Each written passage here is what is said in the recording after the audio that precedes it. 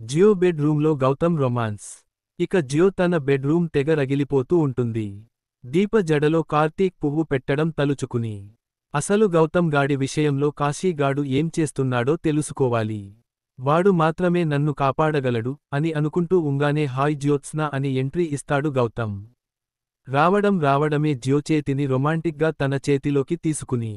ఏంటి జ్యోత్స్న రింగ్స్ ఎలా ఉన్నాయని కాల్ చేస్తుంటే లిఫ్ట్ చేయడం లేదు అంటాడు. జియో పైకి లేవబోతుంటే మంచం మీద నుంచి జియోని లేవకుండా ఆపుతాడు. కూర్చో జ్యోత్స్న, మీ తాతయ్య నన్ను నువ్వు పైన ఉన్నావని పంపించారు అంటూ రొమాంటిక్గా దగ్గరకు వంగి. జ్యోత్స్న ఈ రోజుల్లో పెళ్లి కుదిరిన అమ్మాయిలు అబ్బాయిలు మరీ అడ్వాన్స్గా ఉంటున్నారు అని కాస్త సెగలు రేపేలా చూస్తాడు. జియో కంగారుపడి పైకి లేస్తుంది. అయినా చేతిని వదిలిపెట్టడు గౌతమ్. నువ్వు అలాంటి అమ్మాయివి కాదని నాకు తెలుసులే జ్యోత్స్న. అయినా నీ కోసం నేను ఎంత చేశాను. ఏకంగా నువ్వు చెప్పావనే కదా దీపను చంపేయాలనుకున్నది. ప్రయత్నం ఫెయిల్ అయ్యి ఆమె బతికింది కాని. లేదంటే అసలు మన పెళ్లి కుదిరి దీప బతికిపోయింది తెలుసా అంటూ దీప మర్డర్ కేస్ గురించిన నిజాన్ని కూడా ప్లోలో కక్కుతాడు గౌతమ్. ఇక గౌతమ్ చేతుల్లో ఇరుకున్న జియో ఇప్పుడు చేయి లాక్కుంటే వీడు ఏం అనుకునిస్తాడో అనే భయంతో తన చేతిని గౌతమ్ చేతుల్లోనే ఉంచి మరో చేత్తో తెలివిగా తన ఫోన్ ఓపెన్ చేసి పారుకి మెసేజ్ చేస్తుంది.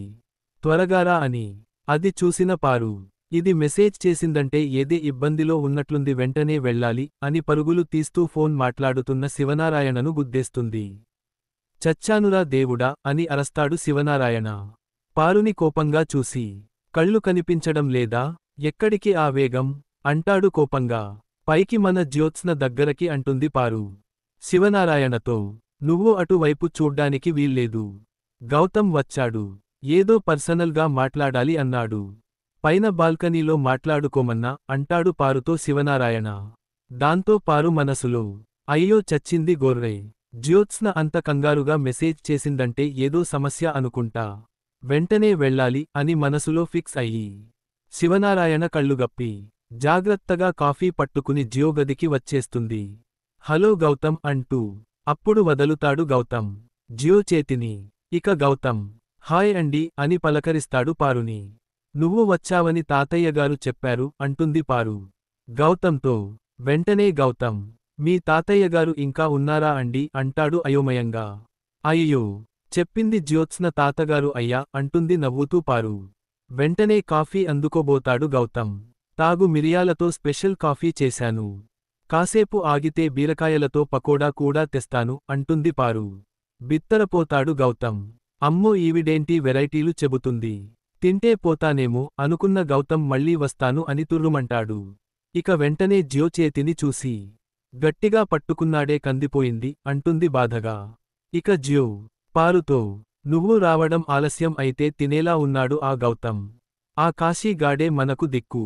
వెంటనే వాడి పని ఎంతవరకు వచ్చిందో తెలుసుకోవాలి అంటుంది కోపంగా పారుతో.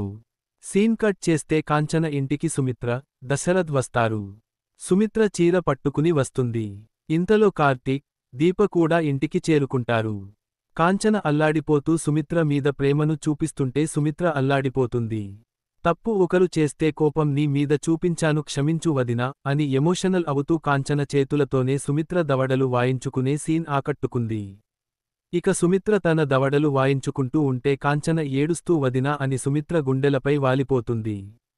వెంటనే సుమిత్ర కాంచనను గట్టిగా పట్టుకుని ఏడ్చేస్తుంది. ఇక ఒకరిని ఒకరు మాటలు అనుకునేదానిలో కూడా ఒకరి ఆవేదన ఒకరు బయట పెట్టుకుంటారు. అది చూసి దీప, కార్తీక్, దశరథ్, అనసూయల కళ్లల్లో కూడా నీళ్లు తిరుగుతాయి. నీ మేనకోడలు నిశ్చితార్థానికి ఈ చీర కట్టుకుని రా వదినా అంటుంది సుమిత్ర కాంచనతో.